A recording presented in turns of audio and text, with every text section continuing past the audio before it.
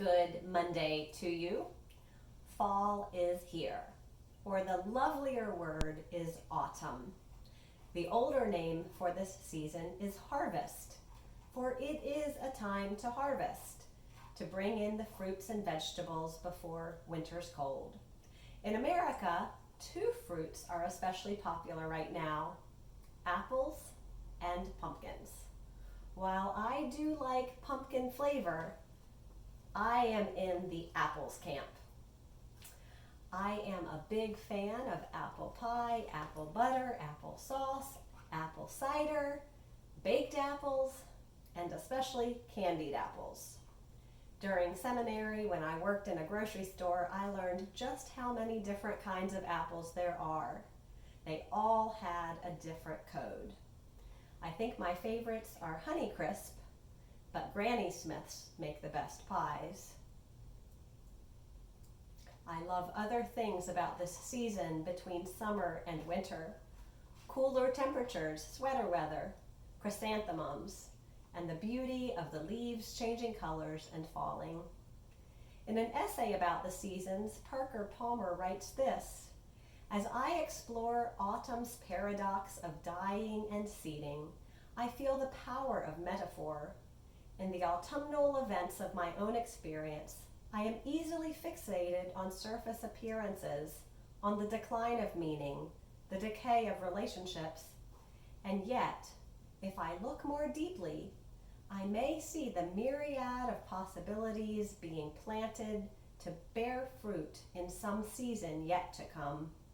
In retrospect, I can see in my own life what I could not see at the time: how the job I lost helped me to find work I needed to do, how the road closed sign helped turn me toward the path I needed to take, how losses that seemed irredeemable forced me to discern meanings I needed to know.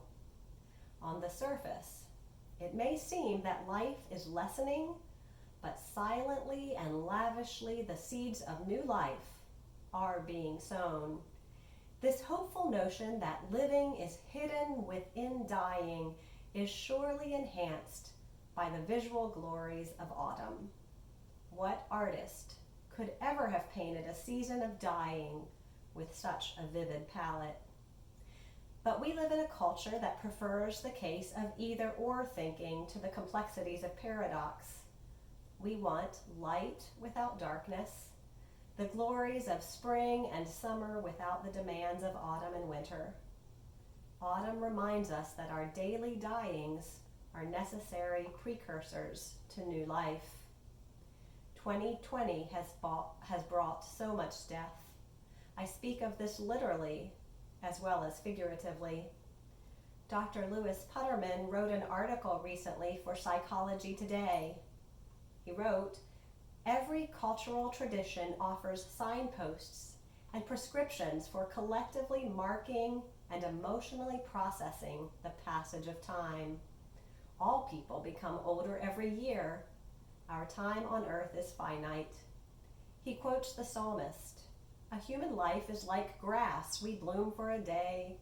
A wind comes and then we vanish.